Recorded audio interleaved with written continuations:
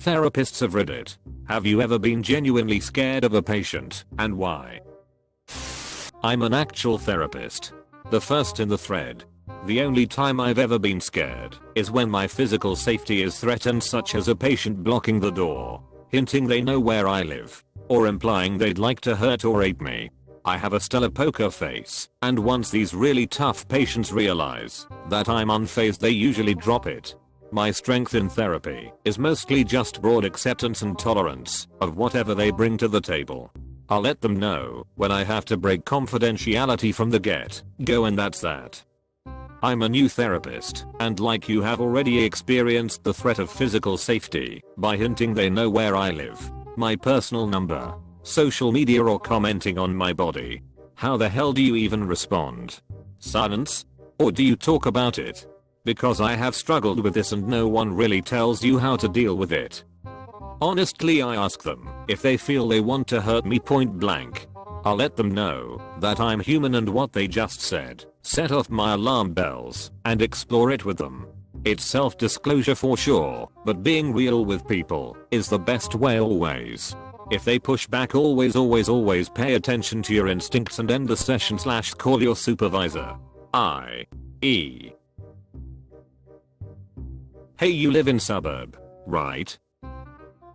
I'm not comfortable letting patients know my whereabouts. I work in this city and enjoy it though. You're really pretty. I think you know that's not an appropriate way to talk to me. We can explore what you might be feeling and why you felt you needed to say that, but if that continues, I'm afraid we'll end this session and I'll refer you to another therapist. Understand? Thanks for the response. This helps a lot for me, especially now that everything is teletherapy and video therapy. Reading clients has become a tad more challenging, as well as drawing boundaries.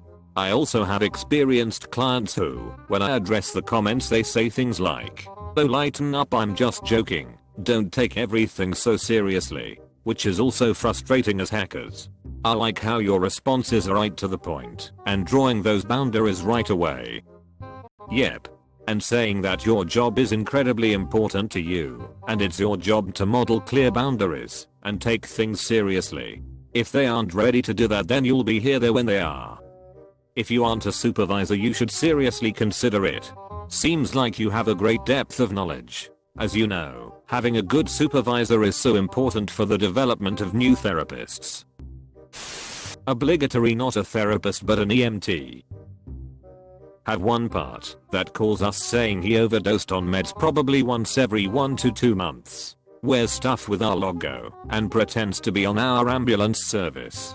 This person used to show up to actual scenes and pretend to be one of our first responders. It took a deputy putting him in cuffs before he stopped.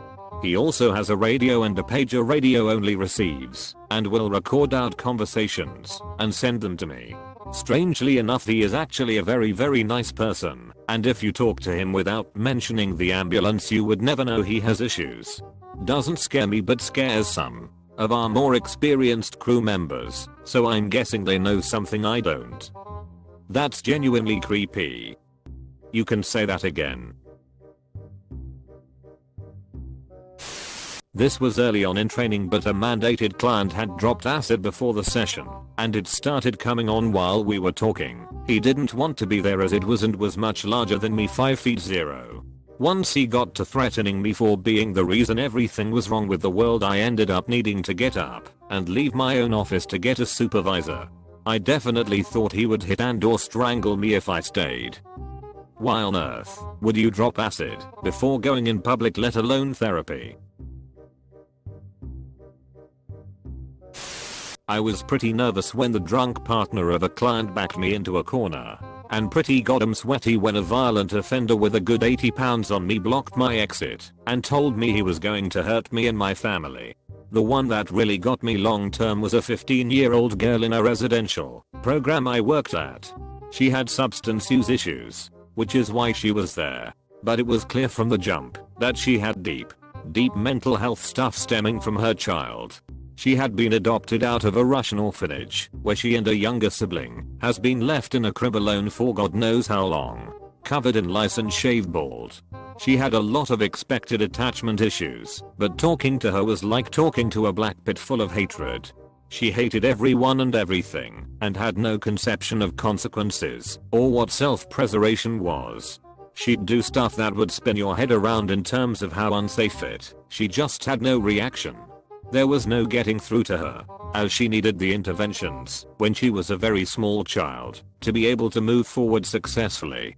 She was discharged when it was found out that she was hiding knives under her mattress.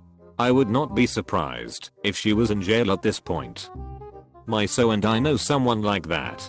She is a teen, and even her adopted father can't take care of her. He and his wife tried desperately, first with visitation, then taking over full time. They eventually had to turn her back over to her grandparents.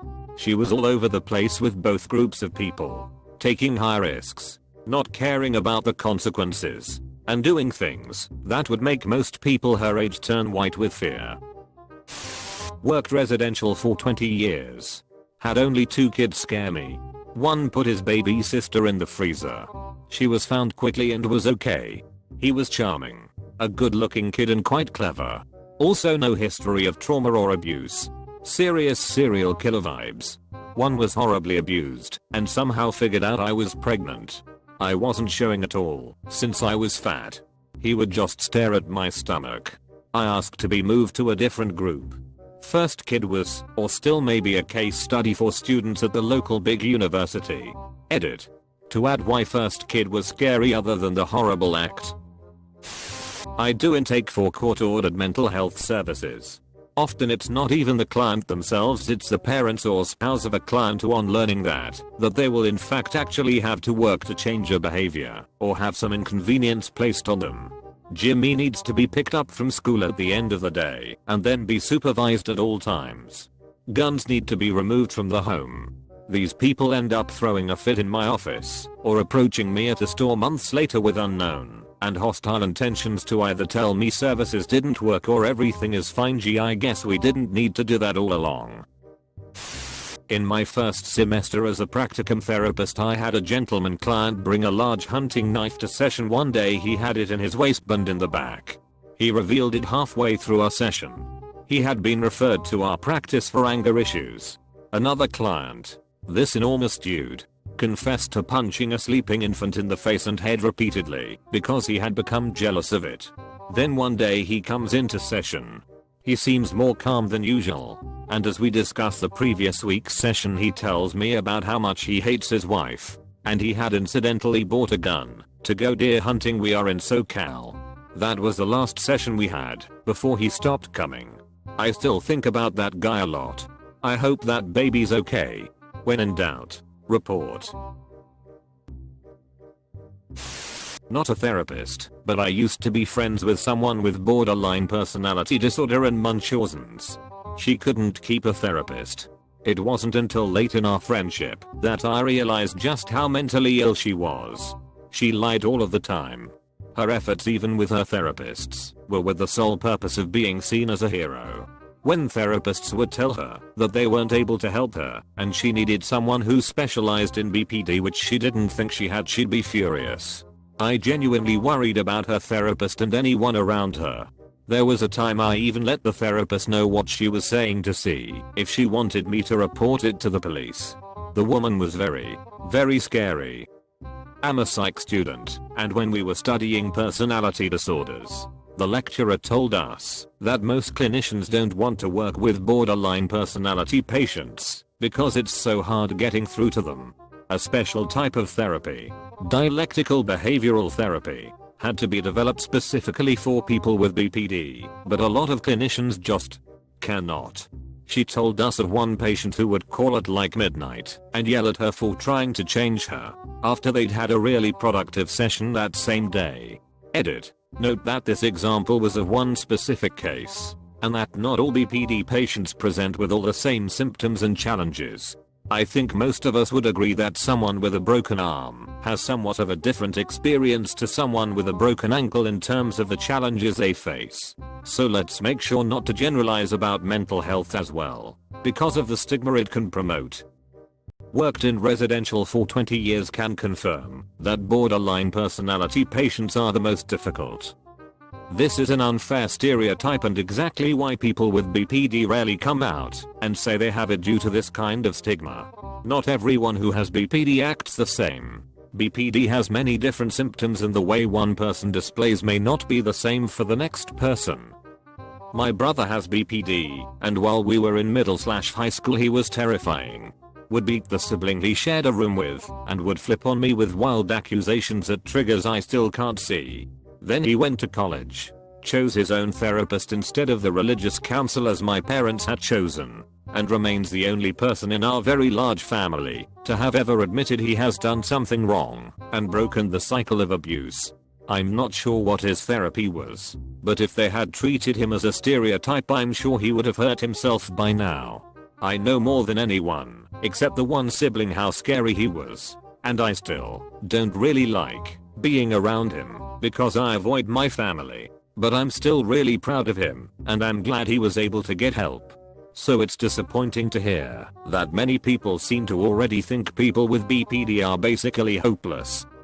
Exactly.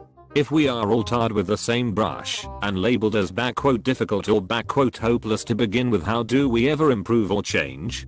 Glad to hear your brother broke the cycle.